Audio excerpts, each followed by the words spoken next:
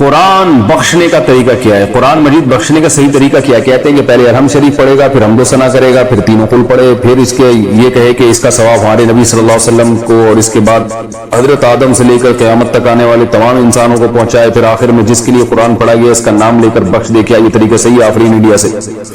دیکھیں، قرآن بخشنے کا کوئی مخصوص طریقہ صحابہ سے ثابت نہیں ہے. صرف اتنا ثابت ہے کہ نبی صلی اللہ علیہ وسلم نے صدقہ کرنے کا حکم دیا ایک صحابیہ کو کہ وہ اپنی ماں کے لیے صدقہ کرے. تو اس سے علماء نے استدلال کیا کہ صدقہ بھی ایک نیکی ہے، تو کوئی بھی نیکی کسی کے لیے بھی کی جا سکتی ہے. تو بہتر تو یہی ہے کہ جس چیز کا حدیث میں صراحتاً ذکر ہے اسی کو فالو کریں، یعنی صدقات و خیرات کیا کریں میت کے لیے. لیکن کوئی قرآن یا کوئی اور نیکی پڑھ کے بھی اگر ایصال ثواب کرنا چاہتے ہیں تو بھی ٹھیک ہے. اس کا کوئی خاص طریقہ نہیں ہے، بس دل میں نیت کر لیں کہ اللہ اس کا ثواب فلاں کو پہنچے. باقی یہ جو کہا جاتا ہے پہلے الحمد شریف پھر فلاں پھر یہ، اس کا کوئی ثبوت نہیں ہے. کوئی بھی نیکی کسی بھی طریقے سے کی جا سکتی ہے اور دل میں یہ دعا کی جا سکتی ہے اللہ اس کا ثواب فلاں کو پہنچا دے.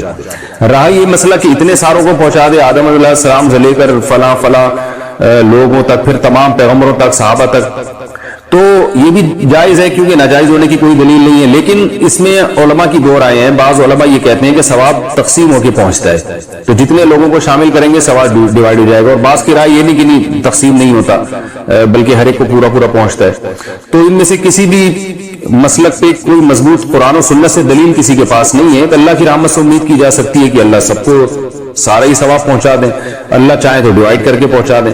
تو اس لیے کوئی ایسا خاص طریقہ نہیں ہے، جس طرح سے چاہیں کر لیں آپ. میرا جو اپنا معمول ہے میں تو یہی کرتا ہوں کہ ایک تو صدقات و خیرات کو فوکس کرتا ہوں. جو میرا جو معمول ہے کہ جو میت کے لیے جو حدیث میں جو چیز منصوص ہے، جو متفق علیہ، اور اگر قرآن پڑھ کے کرنا چاہیں تو دل میں بس اتنی نیت کہ سورہ فاتحہ پڑھی یا کوئی بھی سورت پڑھ لی اللہ اس کا ثواب فلاں کو پہنچے، تو سب طریقے ٹھیک ہیں. 15 شعبان کے مسنون اعمال. 15 شعبان کے مسنون اعمال کون سے ہیں؟ ظاہر شاہ 4 سدہ سے. بھائی میرا جو چینل ہے دوسرا مفتی طارق مسعود اسپیچز، اس پر میں نے یہ تفصیل سے 15 شعبان کی حقیقت کو بیان کیا ہے. اس میں صرف کوئی چاہے تو عبادت کرے انفرادی طور پر، اور عبادت کا کوئی مخصوص طریقہ ثابت نہیں ہے. جس طرح سے نارمل عبادت ہوتی ہے وہی کرے، اور تنہائی میں کرے، یعنی گھر پہ. مسجدوں میں جتھے لگانا یا ہجوم اکٹھا کرنا یہ درست نہیں ہے، یعنی اس رات میں.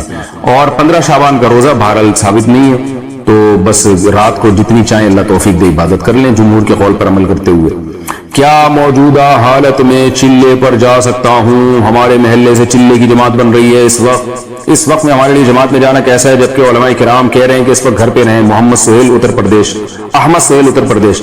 میرا خیال ہے یہ پرانا سوال ہے، مجھے آج ملا ہے. تبلیغ جماعت میں تو پابندی لگی ہوئی ہے، وہ خود تشکیلات نہیں کر رہے، حکومت کے قانون کو فالو کر رہے ہیں. تو جماعت کے جو اکابر بزرگ ہیں وہ بھی منع کر رہے ہیں جماعتوں میں جانے سے، یعنی انہوں نے بھی فی الحال جو ہے وہ اپنے کام کو روک لیا ہے.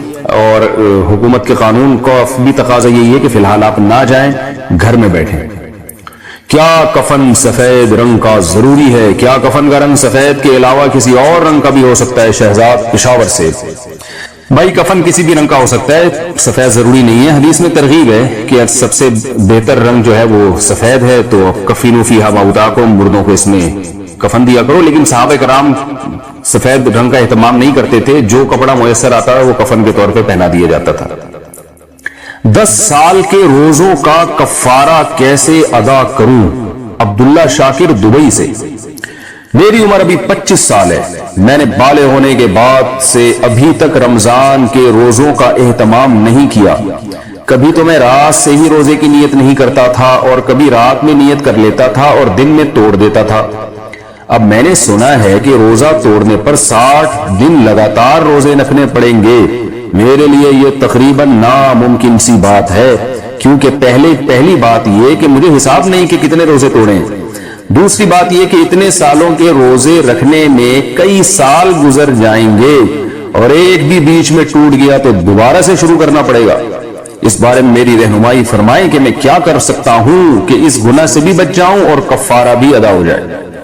بھائی عبداللہ شاکر صاحب بس اب توبہ کریں. پہلے تو 2 رکعت پڑھ کے اللہ سے گڑ گڑا کہ آپ نے رمضان کا روزہ چھوڑا بھی اور توڑا بھی. بہت بڑا گناہ ہے چھوڑنا بھی اور توڑنا بھی. اللہ سے گڑ گڑا کے توبہ کریں، اللہ غفور رحیم ہے، معاف کرنے والا ہے. اور آئندہ کے لیے پختہ عزم کریں، اب زندگی میں کبھی نہ تو رمضان کا روزہ چھوڑیں گے اور نہ توڑیں گے. اس توبہ کا فائدہ یہ ہوگا کہ پچھلے سارے گناہ اللہ آپ کے معاف کر دے گا. इंशाअल्लाह। बाकी रहा मसला कज़ा और कफारे का, तो जो रोजे छोड़े हैं अंदाजा लगा ले कितने छोड़े हैं। वो तमाम रोजों का एक लमसम अंदाजा ये लगाया जा सकता है। आपकी उम्र 25 साल है तो जाहिर है बहुत ज्यादा तो 14 साल में बालिग हो गए होंगे, तो 11 साल ये बनते हैं, तो 11 को 30 से ज़रब दें, ठीक है ना। 11 को जब आपने 30 से ज़रब दिया तो 330 हो गए, तो 330 रोजे सारे रमजान के, तो उसमें कुछ रखे भी होंगे, तो एक लमसम अंदाजा लगा के कि कितने रोजे आपने छोड़े हैं, तो जो छोड़े हैं उनकी कज़ा कर लें। तो एकदम से कज़ा करना जरूरी नहीं है, थोड़े थोड़े करके रख लें, सर्दियों में रख लिया करें ताकि जल्दी से ये कज़ा खत्म हो। और जो तोड़े हैं तो वो उनका कफारा लाजिम है, क्योंकि बालिग होने के बाद अगर रमजान का रोजा आप तोड़ दें तो कफारा अदा करना पड़ेगा। लेकिन तोड़ने में दो तरह से अगर तोड़ा जाए तो फिर कफारा अदा होता है। अगर आप मैरिड हैं, वाइफ से आपने बीवी से रोजे के दौरान हमबिस्तरी कर ली, जिमा कर लिया, तो भी रोजा टूट गया और इसका भी कफारा है। या आपने जानबूझकर खाना खा लिया तो भी रोजा टूट जाएगा और इसका भी कफारा है। इसके अलावा किसी और तरीके से अगर रोजा तोड़ा है, मसला थोड़ा हया के खिलाफ है, बाज़ दफा वो लोग अपनी हाथ से अपनी ख्वाहिश पूरी करते हैं नौजवान, तो इससे रोजे के दौरान अगर किसी ने ये अमल किया है तो रोजा टूट तो जाता है मगर इससे कफारा लाजिम नहीं होता। गुनाह है, बहुत बड़ा जुर्म है, लेकिन कफारा लाजिम नहीं होता। कफारा सिर्फ दो सूरतों में लाजिम होता है कि आप खाने से रोजा तोड़ दें या जिमा से रोजा तोड़ दें, तो इन दोनों सूरतों में कफारा भी लाजिम है, कज़ा भी लाजिम है। अब अगर जिमा से रोजा तोड़ा है, यानी बीवी से हमबिस्तरी करके अगर रोजा तोड़ा है, तो एक रमजान में जितने रोजे तोड़े हैं तो उन तमाम की तरफ से एक ही कफारा अदा करना पड़ेगा। अगले रमजान में दोबारा अगर तोड़े हैं तो उस अगले रमजान का एक कफारा काफी है। यानी हर रोजे के 60 रोजे नहीं रखने पड़ेंगे, बल्कि एक रमजान में जितनी दफा भी रोजे तोड़े हैं तो 60 रोजे उन पूरे रमजान की तरफ से कफारा हो जाएगा। और अगले रमजान में अगर रोजा तोड़ा है तो भी 60 रोजे अगले रमजान की तरफ से। तो जितने रमजानों में रोजे तोड़े हैं उतने कफारे आप पर लाजिम होंगे, बशर्ते के बीवी से जिमा करके रोजा तोड़ा हो। लेकिन अगर रोजा खाने से तोड़ा है तो इसमें उलमा के दो कौल हैं। एक कौल तो यही है कि एक रमजान में जितने रोजे तोड़े हैं एक कफारा सबकी तरफ से काफी है। अलग अलग रमजान में अगर तोड़ेंगे तो अलग अलग कफारे अदा करने पड़ेंगे। लेकिन एक दूसरा कौल भी है और उस पर फतवा भी दिया गया है कि खाने से अगर आपने रोजा तोड़ा है तो जितने भी रमजानों में जितने भी रोजे तोड़े हैं आपने, अब जब आप तौबा कर रहे हैं तो एक कफारा अदा कर ले, वो पिछले तमाम रमजानों के तमाम रोजों की तरफ से काफी हो जाएगा। तो मेरा ख्याल है 25 साल में आजकल शादियां होती नहीं है, तो आपने शायद खाने पीने से ही रोजा तोड़ा होगा। तो अब खुलासा ये निकला कि एक तो तौबा करें कि अल्लाह जो मैंने रोजे तोड़े और छोड़े मैं तौबा करता हूं, आइंदा ना तोड़ूंगा ना छोड़ूंगा। और फिर आपने क्या करना है कि 60 रोजे रख लें। ये 60 रोजे पिछले तमाम जितने भी आपने रोजे तोड़े हैं खा पी कर, वो तमाम रोजों की तरफ से ये 60 रोजे आपके कफारे के हो जाएंगे, मजीद कफारा अदा नहीं करना पड़ेगा। औरत का रेजर से चेहरे के बाल साफ करना।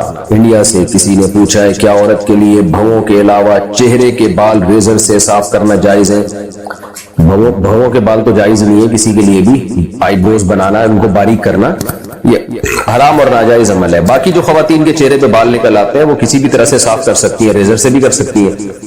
लेकिन जो मना किया जाता है खवातीन को रेजर के इस्तेमाल से, क्योंकि वो रेजर से अगर बाल साफ करेंगी तो बाल और ज्यादा मजबूत निकलते हैं। तो इसलिए मैंने नहीं किसी के बारे में सुना कि कोई खातून जो है वो रेजर से अपने चेहरे के बालों को साफ करती है। बहरहाल जायज है।